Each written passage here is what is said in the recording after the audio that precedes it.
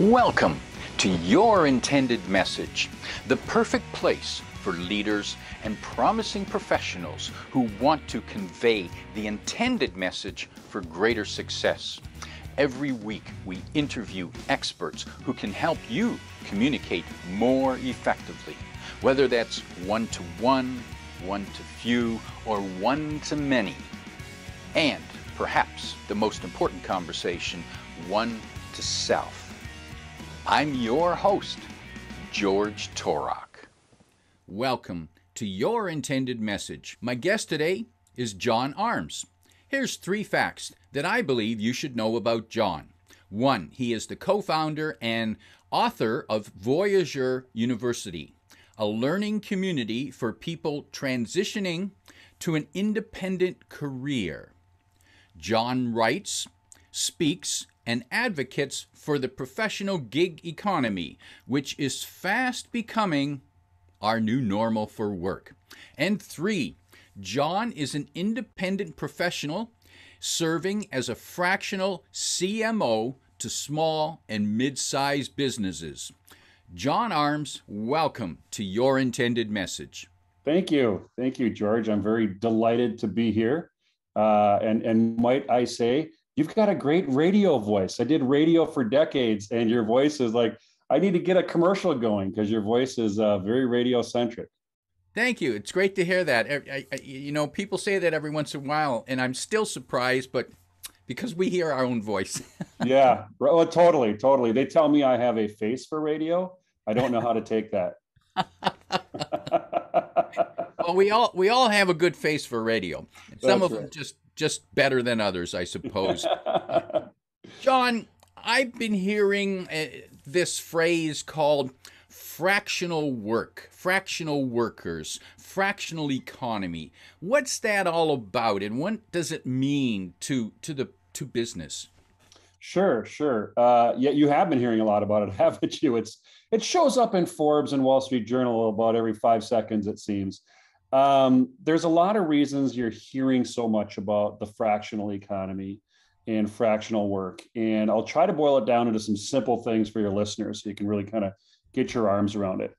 So what is happening, the reason you're hearing so much about it, because it's a very, very good solution to getting work done that we really didn't have access before. And it breaks down into sort of 2 dimensions.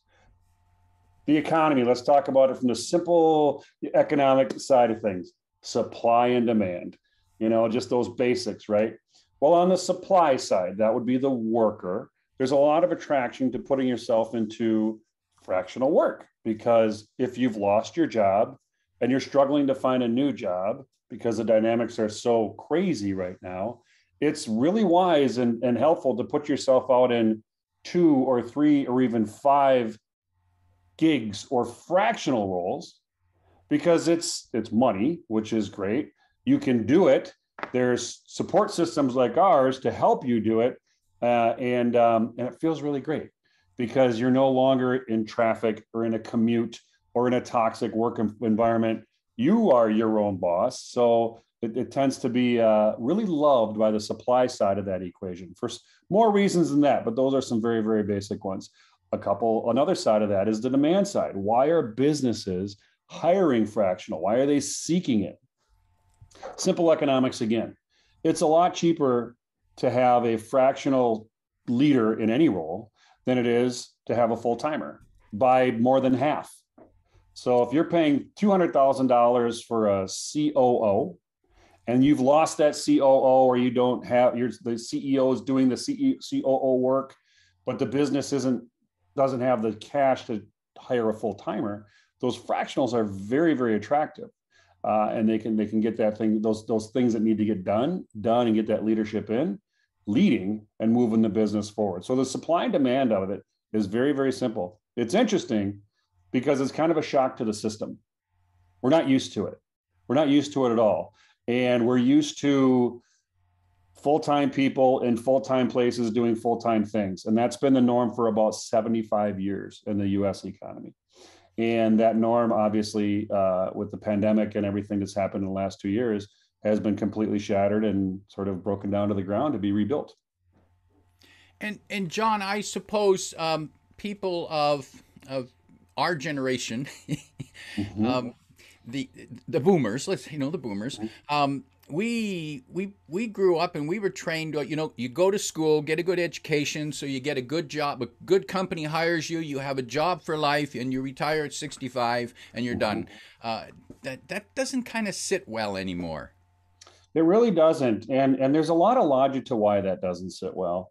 Um, one I saw a survey this morning by the wonderful Kat Breach. She's here in the Twin Cities market, and she did a survey asking a large population of people, what's the number one reason you don't want to go back to work or you left the job that you had? And 58% in that survey, thank you very much, Kat, 58% in that survey said toxic work culture.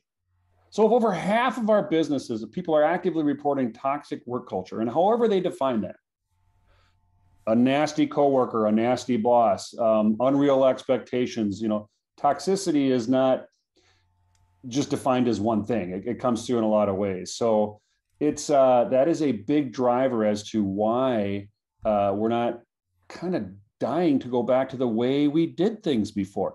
It's not the only one, but it's a big one. And those numbers are pretty.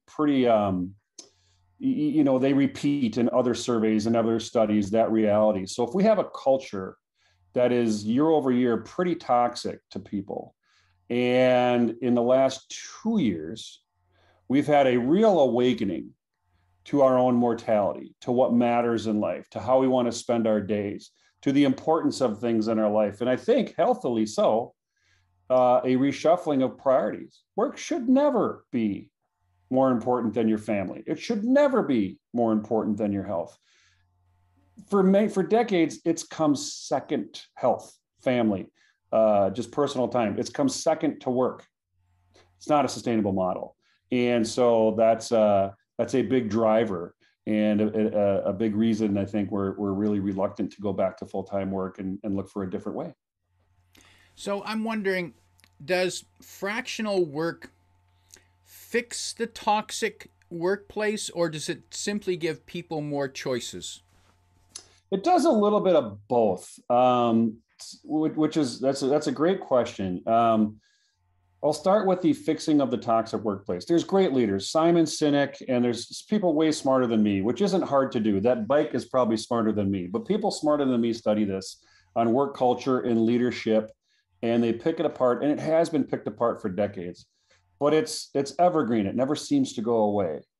The problems in work culture. And what happens when you bring in a fractional model is a lot of those things, they're just not there. They're just not entities that exist in a workplace. And I'll give you an example. I have a customer that has 3 fractional leaders in their business. Nobody is competing for the job above them. Nobody is whining about the other person.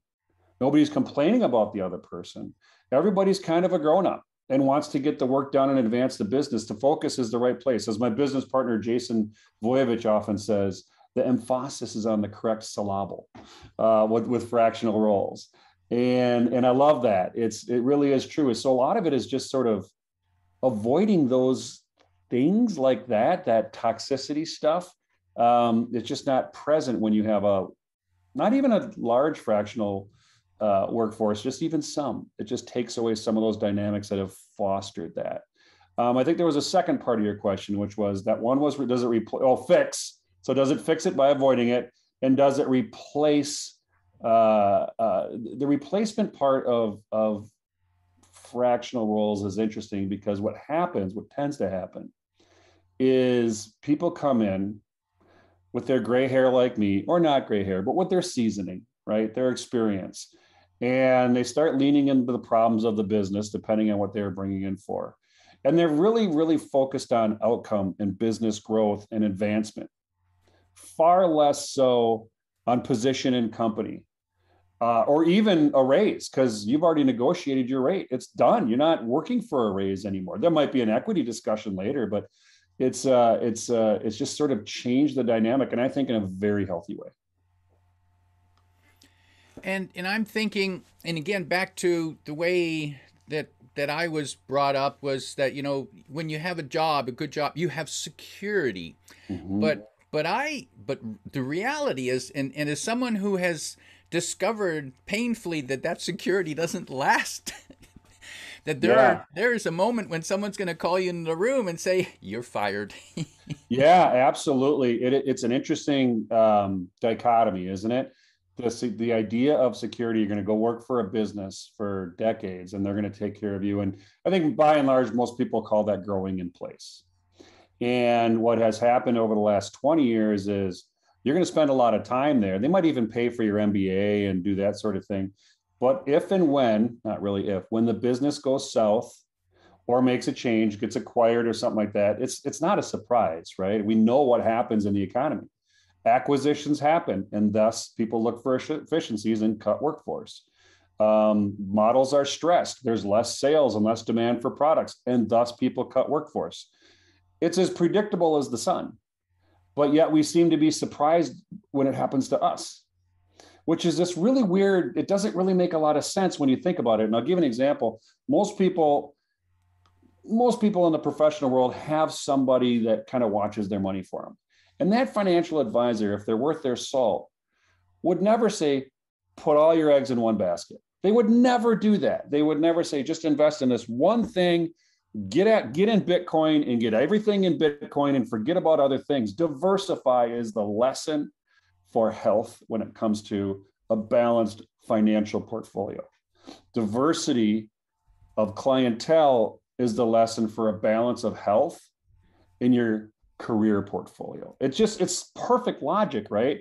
But for many, many years, there's been some shifts that have changed recently, but for many years, there was a norm. And norms can be very, very dangerous. Just ask the people in the horse business after the car came out to be. Norms can go very, very quickly. Yeah, it's a good question. And the grow in place thing. You know, my dad worked at a brokerage firm, a very large one, for 42 years. And that doesn't happen anymore. And he liked it and he enjoyed it. But in the last few years, I think they ended up getting sold 2 or 3 times, all this change. And after 42 years, he was doing pretty good, but you know, that just doesn't happen. You just don't hear it. It's exception, not the norm. What type of company is perfect to hire fractional leaders? Is it a growing company? Is it a startup? Is it a mature company? What do they look like? All three have, excuse me, all three do benefit from hiring fractionals, but I'll take it piece by piece. A growing company, for sure, no doubt. If you've just been recently funded, or you're just getting started, or you're just sort of, you know, you're fresher out of the gate, the fractional model is perfect and ideal. It keeps your costs down, but it instantly brings in the thing that you need most, which is a lot of wisdom and intelligence. Fractional workers are by and large over 40. And there's a reason for that. They have a lot of wisdom. You get even older than that, 45, 50, 55, 60. The wisdom obviously gains and increases. And it's actually a good battle against ageism, like all this great intelligence that can deliver to the market a lot of value in a fractional way is super helpful. But small businesses just emerging, recently funded, it's a great way to keep going fast and up without overloading yourself, you know, without taking too much cash out of the business and getting the yield you want out of that. Another business that's, you know what, I think in the US, that's 30 million businesses, I believe. I think there's 30 million that qualify as small business. But emerging businesses, 1. 2, reorgs, you know, reorganize businesses that have been acquired, or there was a reorganization at place. And this is kind of up to, you know, I kind of like to use the benchmark of up to 200 million in revenue is a good business for a fractional. Reorganizing business, of which, oh my God, just think how many are in the last 2 years, given what we've had to go through. Businesses that are reorganizing, they need intelligence, they need wisdom bad. You know, they're not going to get back to themselves moving up and forward and fast on the same old. This is kind of an instant injection of some critical thinking that you just can't get in another way. And with your reorganizing, it's super, super helpful. So emerging, recently funded, you know, the Crunchbase crowd, perfect. And businesses that are either reorganized or bought or merged, perfect. The other one are more, I wouldn't call situational, but stuck. There's a lot of businesses that have found themselves stuck in the last couple of years. And by stuck, I mean, they're just doing the same thing. And they was like, why aren't we growing? Why can't we get out of this? Well, most logic will tell you they need some fresh thinking. It's interesting, this last 20 years, and I love some of the people who speak on this, including Gary Vaynerchuk, grinding and grinders win, and you got to grind. And when I see that, and I'm like, well, first of all, that sounds exhausting. Let's come to reality with our own ability to be up for 48 hours straight and grind. And when you think about the logic of that, do you need to grind or do you need to think? Abe Lincoln had this great saying. He said, give me 4 hours to cut down a tree and I'll spend 3 sharpening the axe. I think now more than ever, we need thinkers and wisdom and critical thinking. Grinding, I think, had a good place for the last 20 years. I think we're aging out of that. And I'll get a lot of blowback, and people who advocate for grinding and think grinding is the answer, they'll yell at me for that. And I'm not, hopefully this doesn't get interpreted as I don't appreciate grinding, because I do plenty of it myself, but the values in thinking and critical thinking. And that's more walking and thinking and thoughtful conversations and thoughtful time than it is plow through 75 emails as fast as you can and call that progress. Who are the people? You mentioned that fractional workers are probably over the age of 40. Mm-hmm. So who succeeds the best as a fractional worker? The people who succeed the best are those who are quick to adapt and always be learning mindset. So it doesn't really, it's more of a psychographic place than it is a demographic place. And in Voyager U, we've got people from every skill set you can imagine. We got IT, ops, finance, marketing, design, all of that, a lot of good experience. But it's those who are embracing, I got to change my mindset here. I got to stop thinking about growing in place and be much more of a learning, engine and an engine of change than I am of an engine of repetition. So those who embrace that mindset do really, really well. Sometimes people come out of a business, let's say they worked for, Fortune 500 or Fortune 2000 business for 25 years. That is hard for them to do. They do it and it comes around. There's a lot of vulnerability with that. There's a lot of humility that's needed, but it's not easy to do. What doesn't work, so that's what does work. People willing to change and learn the new stuff and really embrace kind of a new way of providing their value to the market. What doesn't work is the thought that your last 30 years at company X and all the awesomeness that you did there, which was awesome, lifts itself and places itself into the fractional economy and works just as well. They are completely different animals. Absolutely different animals. The dynamics, the culture, the expectations, it's different. And so you can't work for 30 years at, I almost said Amazon. Amazon hasn't been around for 30 years. So you can't work for 30 years at Apple or IBM or something and just plop all of that. You learned a lot and that applies, but it just doesn't, it's just not I'll just go consult now. It doesn't work. You have to think differently. So those who embrace a mindset change are very successful. And how is fractional work different from consulting? Sure. So the way to think about fractional work versus consulting is, I'll speak about consulting first. Consulting is there's a term limit to it. We have a problem, we've identified it over a period of months, and we're going to have you come in and fix this thing and then go away. That's the normal, very common scenario with consulting. The bad part of consulting is sometimes it's like you're going to work on that problem forever so we can keep the billing high. And I don't think that's very good either. But fractional is you're not solving a problem. You are a gear in that business. So every business, all those people who are gearheads, who I love, every business is like an engine. And every engine has parts and every part has to do its part for the whole to keep the machinery going. And I can't explain car engines very well because I'm not that good of a car guy, but there's a carburetor and there's this and that. Well, when you're a fractional executive or a fractional person, you're basically coming in as a gear. So let's say it's operations. That business isn't going to make an operations project and grow. They need the gear day in and day out to move forward. And you can't live without that gear. You can't drive a vehicle with only 3 tires. So as a fractional person, you're coming in as a critical gear or tire on the 4 tires that are needed, not as a project that can go away. That being said, it is very wise and often happens that you go in and because a business might say, we have this finance issue and we need a really good finance person to solve it.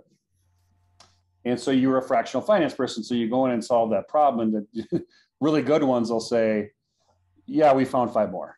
And in the process of that, the way you're doing things needs to be addressed. And we've got 2 members in Voyager, Greg Olberg and Kerry Cook, and they're just fabulous CFOs and or fractional finance people. And that's what they do all the time is you can go in on a project and fix the project, but until you fix the core things and commit to doing things differently. So that's where fractional people come in and succeed.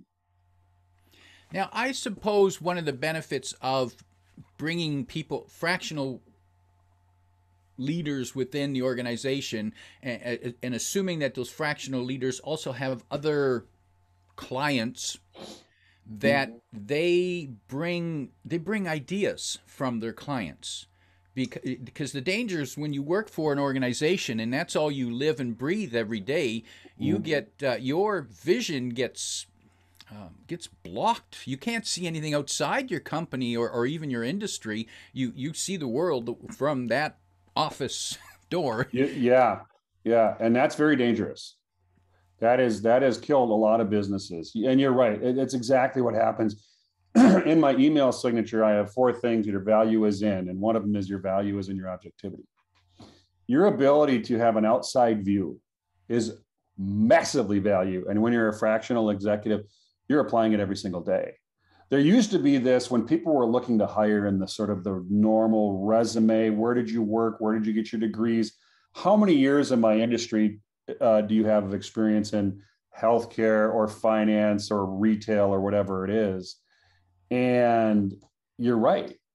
If you're so vertically inclined and all you know is retail, so it can be very, very damaging to just like, well, I'm just going to bring in the same old and same old. Well, when has that ever made change in an appropriate way? It's an easy hire. It's very easy if I'm a big Fortune 5 to say, I just went and found the most experienced person in retail and we're a retail business, we're going to kill it. And more often than not, you're seeing this now happen all the time. I'm getting absolutely outside of our space and I'm going to bring in a fractional person who has objectivity because it's their outside view that has tremendous value on us now. So that happens at times of change. At times of change, you have to embrace and live with outside viewpoints in order to grow. Same old thinking will not get you moving. John, you run Voyager University. What's that all about? Who's it for and what can they gain from it? You bet. So Voyager University, it's an online community and training ground to go fractional. Simple. It's as simple as that. There's many more dimensions to it, but if you're thinking about doing this or, if you're doing it, you want to get better at it, it's the living and breathing. We hope it is the center of the universe for the fractional economy. That's our hope. And so what it's all about is a couple of things. One, it's learning because there's new stuff here. Things are different. And so we've got about 100 and some lessons on how to do this fractional thing, right? Through all dimensions, through sales and marketing and mindset and all of those important things. So there's learning. But the other part is the community. It really, really, really matters to get out and embrace a lot of people who are like you in terms that they're fractional, but also unlike you in that you're not all fractional salespeople or fractional marketing people or fractional ops people, that there's a diversity of population. And we were very, very, very careful to curate that in our population. So learning and community, and then there's a pulse piece to it. We meet the last Thursday every month. We have a really awesome newsletter that goes out to our members where we have a very active LinkedIn community where sort of the interchange of ideas and leads and and I need this happen. So we've created a culture for the fractional economy that I don't think really exists in any other places. So it's for those who either been laid off or let go or trying to get better at fractional, but they just don't know where to go, where to start. This is the epicenter. And people can find the link in the description below for those who want to write it down. Quickly tell us the link to find. Yeah, you can find us at www.voyageru.com. It's Voyageur, Voyager, if you like to say it the French way. But we spelled it that way on purpose. That's a different story for a different day. But Voyager University, it anchors to the idea of exploration, of course. John, do you see fractional work disappearing at some point? I get asked that question a lot, and it's a crystal ball question for sure. And even in my best consulting of my magic crystal ball, I just don't know. My inclination is to say no, but it's not because of the benefits to the business. That would, the economic benefits of being a fractional and hiring fractional people make perfect sense. That should stay. It makes a lot of sense. The diversity of, revenue should stay. That's very, very healthy. So there's some norms in fractional work that'll probably be around for a while, and probably forever. But I think the primary reason it's going to stay is kind of has to do with this reset we've had these last 2 years. As a life choice, as a way to make money and still take, and not have that be the first thing in your life, as a way to have time for your health, as a way to think more and busy yourself less, as a way to spend time with family. Those are extremely valuable things in our lives that, quite honestly, have been second place for far too long. And it's one of those things that once you have a taste of something like this, you really don't want to let it go.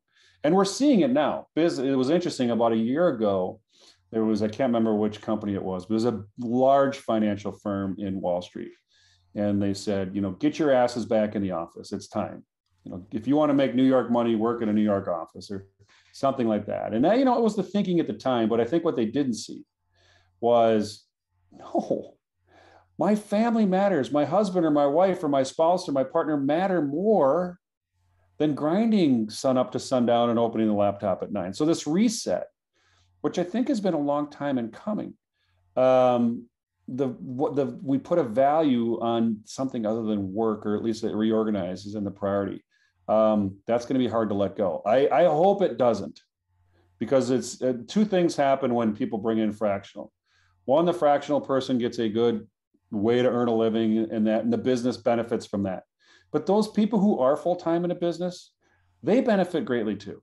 And that's often not talked about, is what happens to people who still have full-time roles and full-time jobs and are living that. It's awesome and it's noble. They're benefiting from the fractional thing as well. What happens when you bring in a lot of experience is other leaders have an immediate pressure release. They have a peer they can talk to. They have a new level of intelligence they can consult with. Some of the stuff comes off their shoulders and goes to the fractional. It isn't often talked about, but those who are full-time workers, not fractional, and like that, there's a huge benefit to bringing in fractional people in your business, and they're seeing it now. John, you are a fractional CMO, a chief marketing officer. Yeah, chief marketing officer, not chief medical officer. That question was asked of me. I will not be doing any surgery on anybody. Chief marketing officer. Good. The world feels safer already. Yes, you're safe. Right. No scalpels in my hands.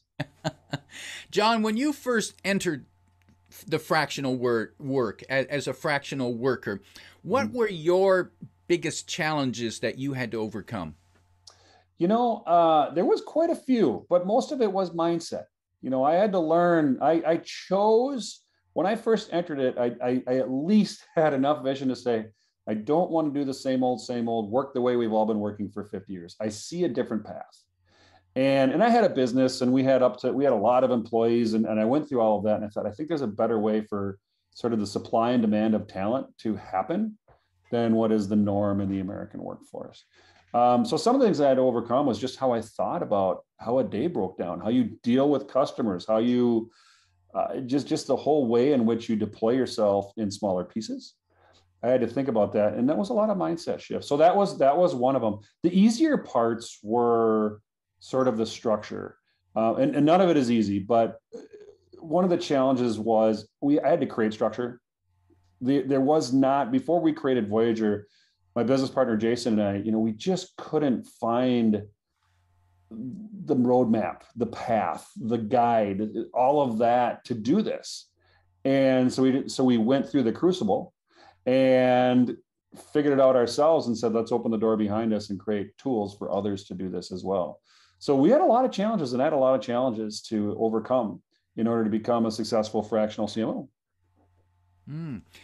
John, in preparing to wrap up, if you could offer advice to a business leader who maybe might consider hiring a fractional people to work there, what would be the signs within their business, the symptoms within their business that suggest that maybe they should consider fractional workers? You bet. Probably the number one sign is there's been no new thinking. We've been repeating, our performance numbers haven't moved to the degree either we or our investors hope. If they're using a tool like Traction, that moment in 90 days or 3 months or a year or 3 years, we're not getting any closer. In fact, many times it feels like we're moving away from that. That all tells you we need some fresh thinking in here. We are stuck.